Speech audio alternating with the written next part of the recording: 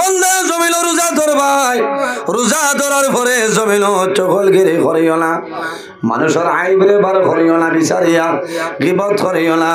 সারাদিন জমিল রোজা ধরবাই তুমি কষ্ট করবাই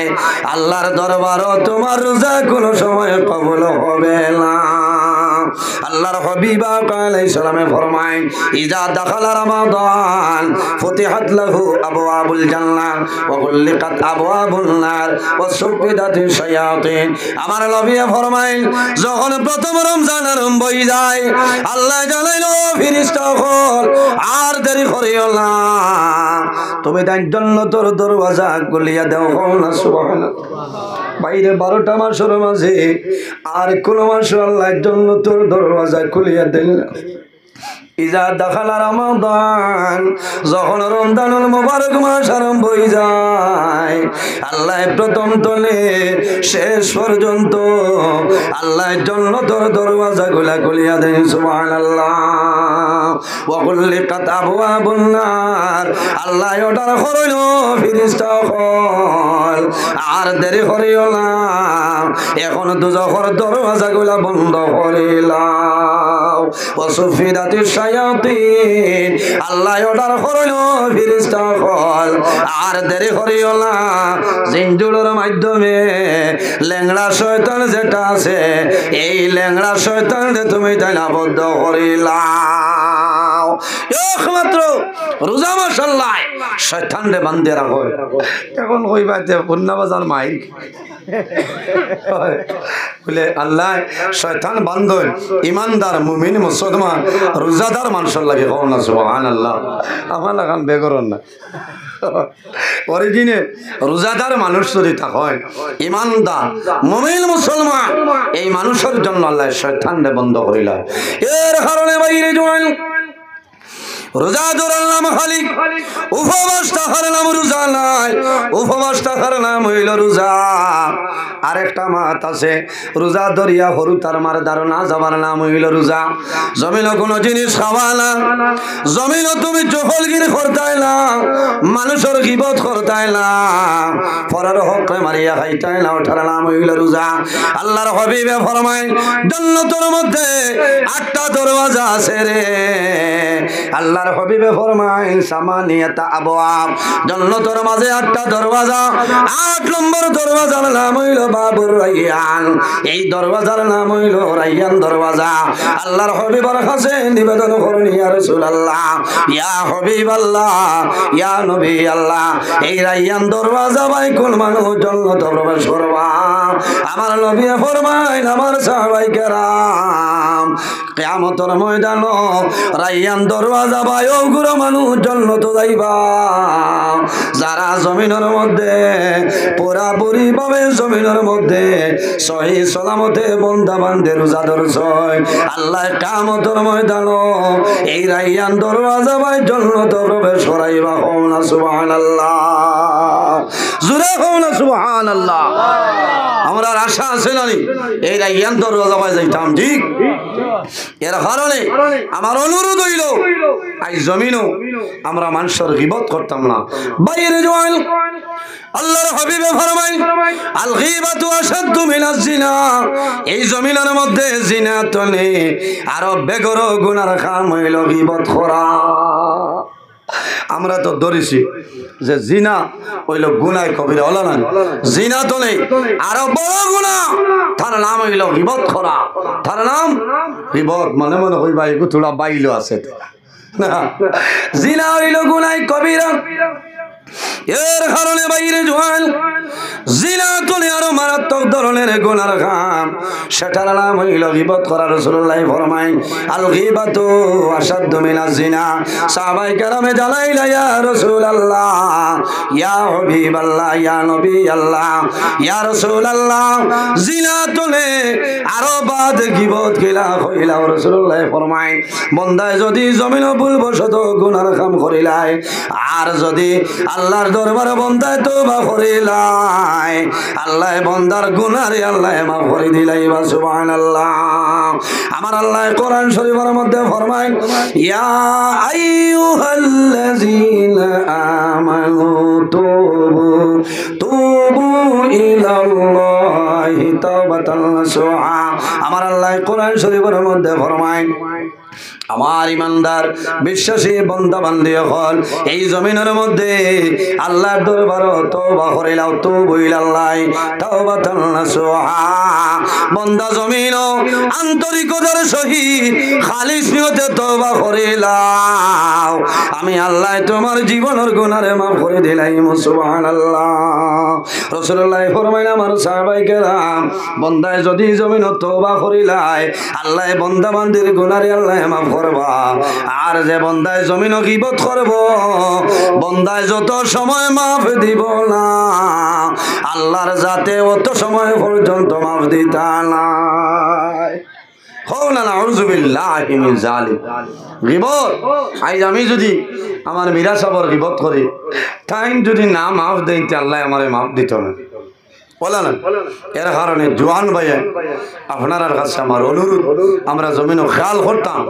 কিয়ামতের ময়দানও সাতগুলো মানুষরে আল্লাহ আরশে আজিমের ছায়ার তলে জায়গা দিবা সুবহানাল্লাহ এক নম্বর খারা আল ইমামুল আদি সত্যবাদী বাদশা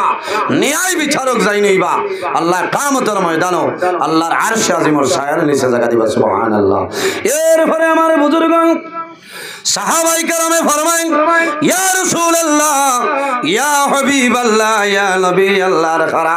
আল্লাহর হাবিবে ফরমায় ও শাবুন নাশা ফি ইবাদাতিল্লাহ যে জওয়ানি সময় জমিনের মধ্যে আল্লাহর ইবাদত করিয়া যাইবাই বান্দা গুনার কাম করতে নাই আল্লাহর ইবাদত করবাই যখন মারা যাইবাই আল্লাহ কিয়ামতের ময়দানে আল্লাহর জান্নাত তোমারে জায়গা দিলাইবা আল্লাহ আরশে আজিমের ছায়ার নিচে জায়গা দিবা কোনা সুবহানাল্লাহ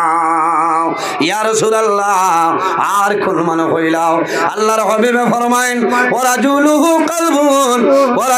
কালবুহুল মুআল্লাকুন ফিল মাসাজিদ যে জওয়ানের দিন আল্লাহর ঘর মসজিদের দিকে কানেকশন আছে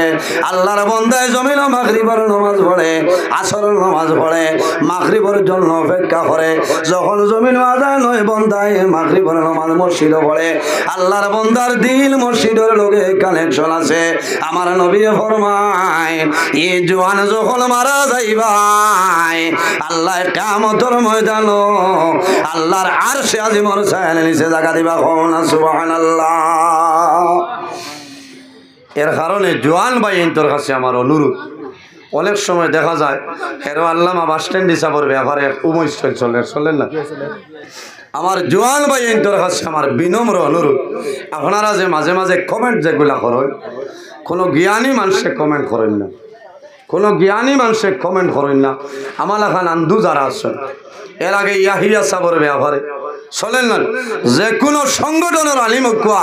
এরার পিছনে কমেন্ট করতে তোরা খেয়াল করবে মাত বুঝা যান মানুষ মাত্রও তো ভুল হইতে পারে আদম ভুল তো ছাড়া নাই কিন্তু বন্দায় যদি আল্লাহর কাছে তওবা করিলেন আল্লাহর কাছে মাফি চাইন আল্লাহ মাফ করে দিলেইব আমি আপনি পারমুন পারতাম না এর কারণে অনুরোধ করিয়া ওলামায়ে কেরামের পিছনে কমেন্টটা আপনারা বাদ দিবা কারণ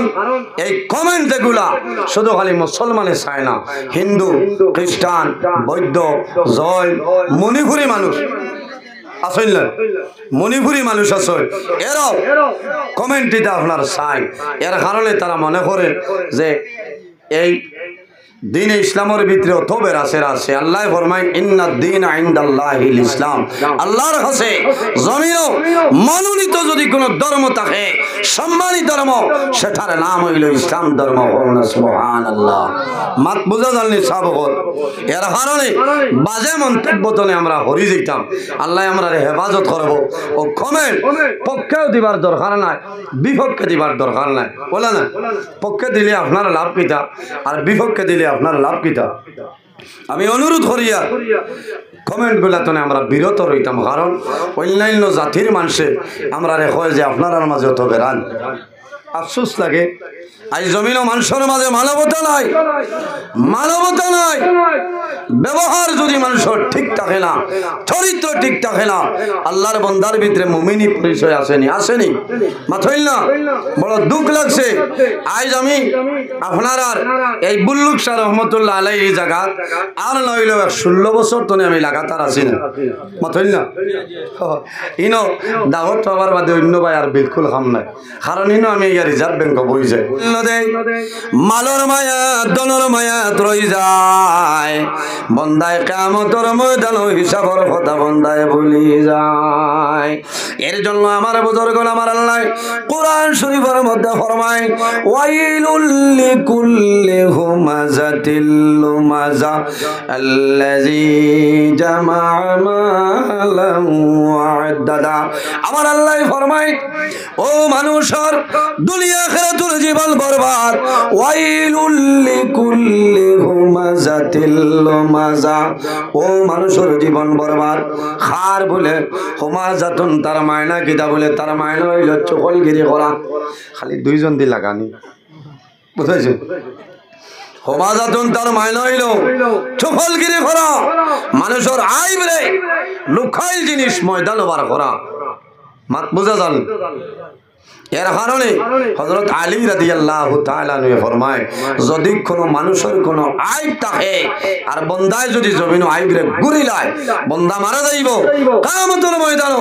তার যদি কোনো আইব থাকে, আল্লাহ হাশরের মাঠ কোটি কোটি মানুষের সামনে তার আইবরে লুকাই লইবা। সুবহানাল্লাহ। আমরা তো খাম হইল